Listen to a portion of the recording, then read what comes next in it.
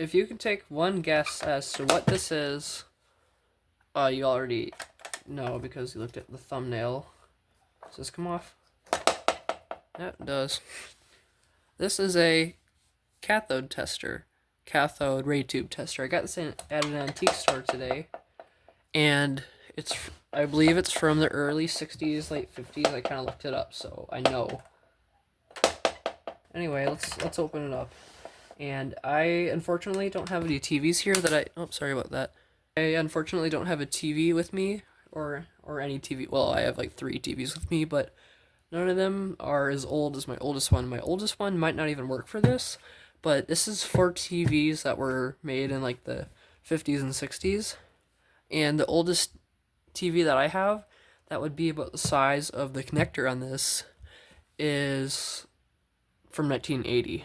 Let's take a look at this, and I mean, I already spent an hour looking at it, but I just picked this up today, and let's take a look at it, and see how it looks inside, and see what all it came with. Again, I know what it came with, so I got a lot of context for you, but let's just see what it looks like inside. So, first of all, the coolest part about this is that, well, it came with all of the instructions, and a blank registration card. Sorry, I forgot to say, but this is a B&K MFG. I don't know what that means. So we've got the instruction manual. Let's take a look at it. So it has a picture of the unit itself. I hate it when they just take off this other side right here and draw it like that. I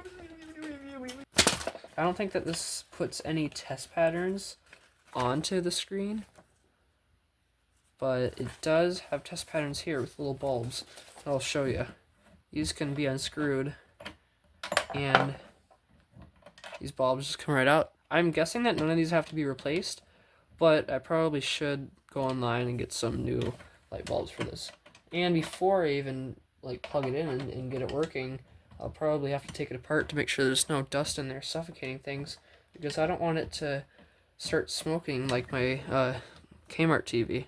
Cool. So there are no dates on these, anything. We do have, though, a diagram of what I'm assuming is inside of this thing, but I'm absolutely not sure, because it looks like this thing is probably compact. It's actually not that heavy. I'd estimate it's probably only like maybe 3 pounds. On the back of this, there's actually a postal stamp, business reply card, first class permit. That's awesome. So I don't know what that means, but I'm assuming that means that the person who had this was actually a VIP or maybe part of the company. So like maybe the person was, like a family member of someone who worked for the company and everything. But this was made in Chicago, Illinois. A lot of the stuff that not many things, but there are a couple things that I have that were made in Chicago, Illinois. Like, what do I have? My Zenith turntable, which I will do a video on someday. I think it's from the early 60s, probably. That was made in Chicago, Illinois. But yeah, I looked this up, and it was made in the late 50s, early 60s, and everything. And yeah, it's really, I don't know. 2 more things within the manuals, and then I'll get to this part. The first thing is that it has all these test patterns here. I think these lights light up right here. Yes, these are light bulbs. I just showed you that. Number one, cathode rejuvenator will test cathode for all of the factors determine quality. Cathode rejuvenator tester will check for cathode doing base and elements into, and also for something elements into. Really good. That's something great. My audio things say tester. Okay. Adapter for models 350 and 400 of CRT tubes. So basically, it only works with 2 different kinds of tubes. There were only a couple different tubes back when this came out, I imagine. I think I already showed you this too. But, yeah. Here's full screen if you want to take a screenshot of that and look at it. So let's get to the tester itself.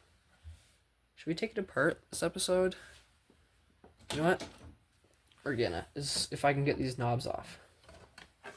Oh, they have screws in the bottom of them.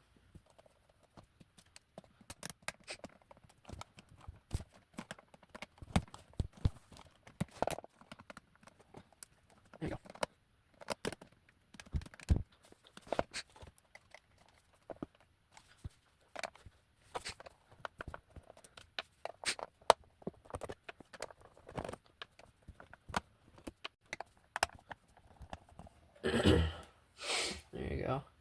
let's go ahead and take this off now.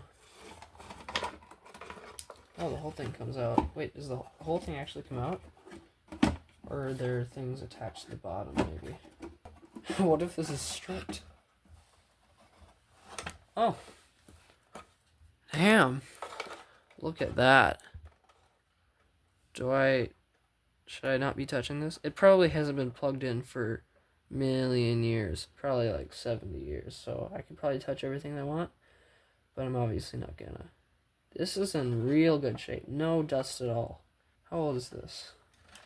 Where's my phone? Oh, here it is. Here's my phone.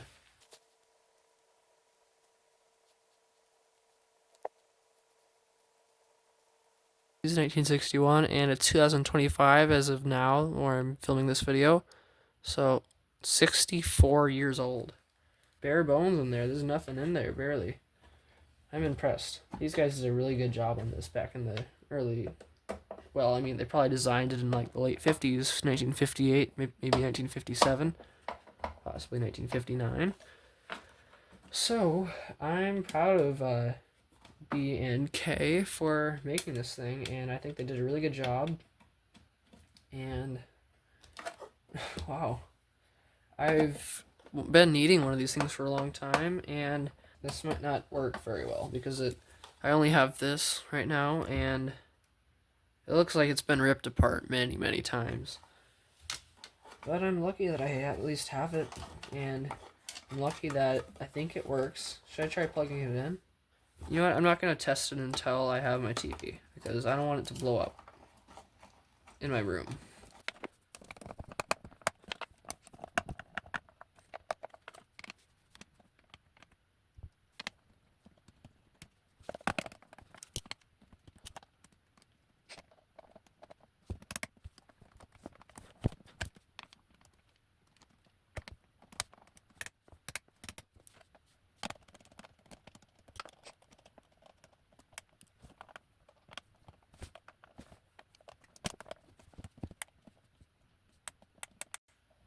Feels a little bit hard to move. Maybe it was like that before, though.